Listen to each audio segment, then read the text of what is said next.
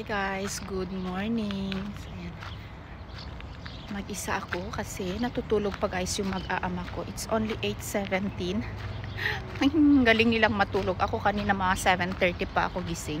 Wala akong kahilig-hiling matulog kahit nasa bakasyon guys. So ayan, magwa-walking lang muna ako dito. Ganda-ganda ng weather oh. Ayan. Ito yung view. Dito sa likod ata ito. Oo. May para silang lake dito, mga pato, ayan, mga tao dyan. Tapos ito yung pool nila. After naming mag Disneyland kahapon guys, ligo agad ang mga bata at pati si Miss, ay ako din pala, pero hindi ako nag ano ng buhok ko, nag tampisaw lang guys. Diba ang ganda-ganda, worth it guys ang ano dito, ang bayad. So kung gusto nyong mag ano, i-share ko sa inyo kung magkano yung binayaran namin dito. Ayan guys, punta tayo dito.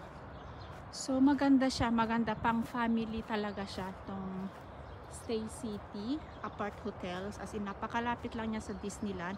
Less than 10 minutes yung biyahe namin sa shuttle bus kahapon. Libre guys yung shuttle bus nila. So kung may mga gustong pumunta dito or mag-stay, so i-try nyo itong Stay City guys. Third day na namin ito at ano naman ay super satisfied kami. At yung room namin is walang terrace, pero ito, I think itong mga may terrace is may ano extra na bayad. Tinanongan nila kami noon kung gusto namin i-upgrade yung room namin, pero sabi ko okay na. I think pupunta tayo doon, pero hindi ko alam kung paano pumunta doon. So ayan, daan tayo sa kabila guys. Yes, pasensya na. Nakalimutan ko, or may mga clips naman ako ng aming Disneyland adventure kahapon. Nilagay ko lang siya sa shorts kasi paputol-putol guys, kasi alam nyo ba, as in na ano talaga ako, na overwhelmed ba ang tawag doon. Hindi ko na nakalimutan na mag-vlog, pero mas nakatutok akong panoorin yung mga yung mga ano ba, yung mga characters sa Disneyland. Parang ako yung tuwang-tuwa. So pagpasensya nyo na, pero may mga clips naman ako, sina Minnie Mouse, Mickey Mouse. So, masaya na ako na nakita ko sina Minnie Mouse at Mickey Mouse. So yun na nga guys, dami kong kwento. Ang ganda-ganda lang kasi dito. Yan. Tingnan nyo guys, may nakita ako. Ano ito? Peras ata ito. Ito sa garden nila. Tapos ito, hindi ko alam, ay apple. May apple tree sila dito. Nandiyan pa.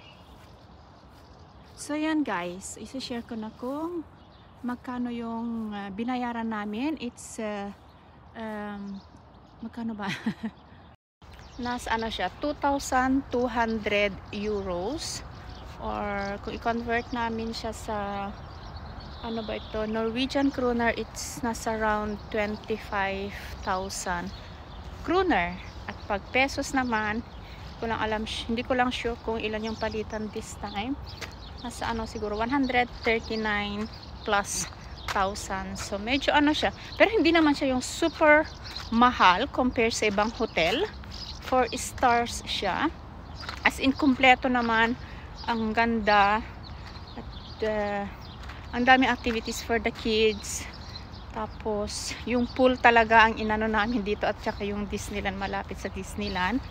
At ano pa ba yung ano dito, except yung breakfast, hindi ako kumuha ng room with breakfast kasi itong mga anak ko nung last time na nag-London kami, hindi sila pala breakfast guys. Yung buti na lang nagdala ako noon ng mga bread, ng mga cereals, lalo na yung panganay ko. So ngayon nagbaon ako ng mga bread galing sa Norway, yung bread na talagang gustong gusto niya, kinakain niya every morning. Tapos, pumili din ako ng, nagdala din ako ng mga palaman, like liver spread, cheese, yung white cheese.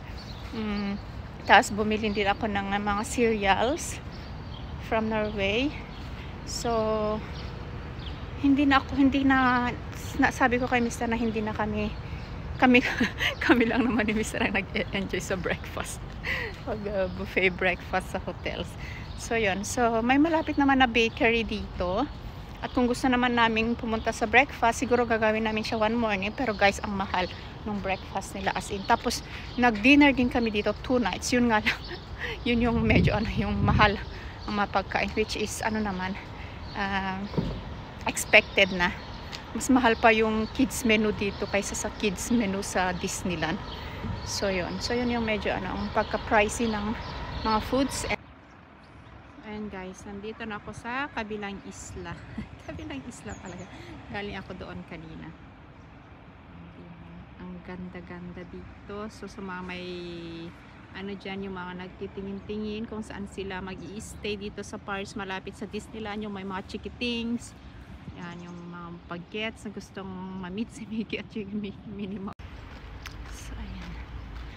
Balik na tayo sa kwarto. Tingnan natin kung may mga gising na. Pero pagkakaalam ko, wala pa kahapon. Kahapon guys. Sabi ko, i-catch up namin yung 9:30 na bus papuntang shuttle bus papuntang Disneyland. Kaso nagising sila mga 9 na guys. Mga 10 na kami nakaalis. So, ang plano namin today guys is pupunta kami ng sentro. Yung Val de Europe at ang tawag doon. Yung na-search namin kahapon. Pero hindi pa sure. Tingnan natin kung gusto ng mga batang umalis mamaya kasi na naman sila na magsiswimming sila the whole day today, pero sabi ko kailangan nila ng break sa swimming pool.